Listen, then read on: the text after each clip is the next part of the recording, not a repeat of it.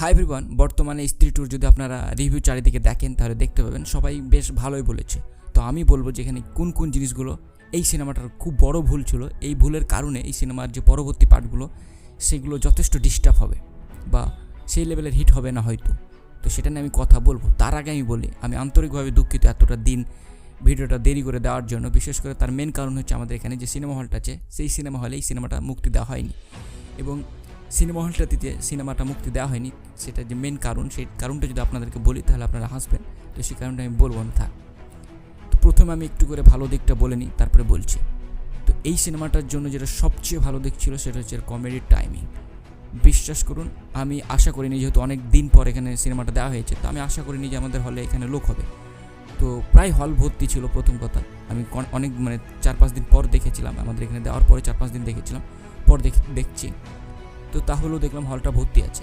এবং সবচেয়ে মেন যে জিনিসটা সেটা হচ্ছে যে মানুষ প্রত্যেকটা সিনে 1 মিনিট পর পর মানুষ জোরে জোরে হাসছে। তো তার বুঝতে পারছেন যে সিনেমাটার কমেডি টাইমিংটা কতটা ভালো ছিল, যার ফলে মানুষ এতটা আনন্দিত হয়েছিল। ইভেন আমিও হলে লিটারালি আমি খুবই হাসছিলাম, এতটা হাসির মতন সিনেমাটা ছিল। এটা চরম একটা পজিটিভ দিক।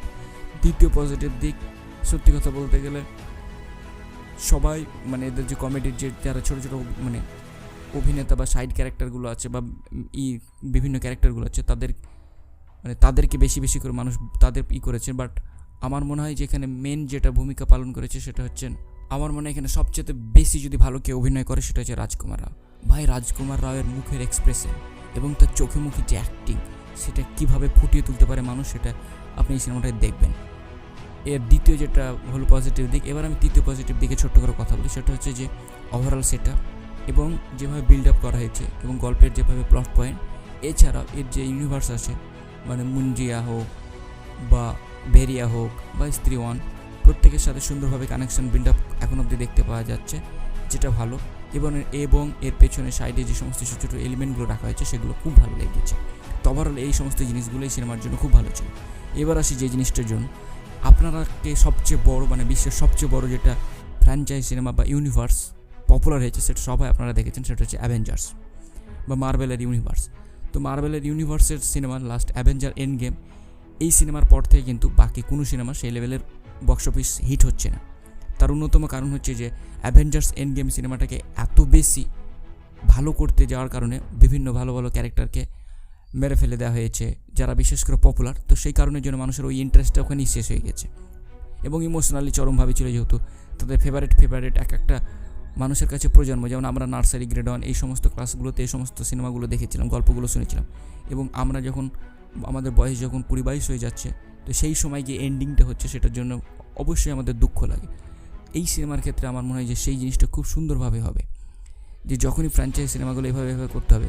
এখন আমাদের কাছে নতুন ভালো লাগছে, কারণ আমরা বরুণ ধানকে দেখতে পাচ্ছি বা আমরা আরও যে বিভিন্ন নায়কগুলো আছে তারাকে একই স্ক্রিনে দেখতে পাচ্ছি, সেই কারণের জন্য আমাদের চরম লাগছে। কিন্তু এটা একটা মেজর কারণ। হ্যাঁ, এটা খুব একটা বড় কারণ নয় যদি গল্প ভালো থাকে। এবার গল্প ভালো থাকার কথাতেই বলি, আপনারা যদি কিছুক্ষণের জন্য এই ভূতের সিনেমাটার যদি আপনারা বা স্ত্রী টু এর যে হরর এলিমেন্টগুলো আছে, আপনারা যদি এই সিনেমাটার কমেডিটা টোটালি গায়েব করে দেন, তাহলে দেখবেন যে হরর যে গল্পটা আছে সেটা কিন্তু খুবই দুর্বল। তো এই জন্য একটা ভয় তো থাকে, কারণ গল্প যদি ভালো না হয় তাহলে পরবর্তীতে যে সিনেমাগুলো হবে সেগুলো সেইভাবে এগোবে না বা সেইভাবে গল্পের প্লট পয়েন্ট ইন্টারেস্টিং হবে না, এবং কমেডি দিয়ে সবসময় সিনেমাটা এগোনোটা একটু মুশকিল হয়ে যাবে। এটা আমার মতামত। তো এই দুটো মেন কারণ এর জন্য। আর তাছাড়া 3 নম্বর যেটা আমার মনে হয় সেটা হচ্ছে বেশ কিছু ক্যারেক্টারগুলোকে একসাথে যখন হবে তখন যেমন একটা ভালো দিক আছে তেমন একটা খারাপ দিক আছে, সবাইকে ঠিকভাবে ফুটিয়ে তুলতে পারবে কি না। এই সমস্ত ওভারঅলগুলো কারণের জন্য আমার মনে হয় যে সিনেমাটা হিট হবে না, ফ্লপ হবে, বা ফ্লপ এর পরবর্তী সিনেমাগুলো 2-1টা সিনেমার পর তারপরে সিনেমাগুলো চলবে না। এটা আমার মনে হয়। আপনাদের কি মতামত অবশ্যই ডেফিনেটলি আপনারা কমেন্ট করে জানাবেন। টেক কেয়ার, বাই, ভালো থাকবেন এবং নিজের খেয়াল রাখবেন।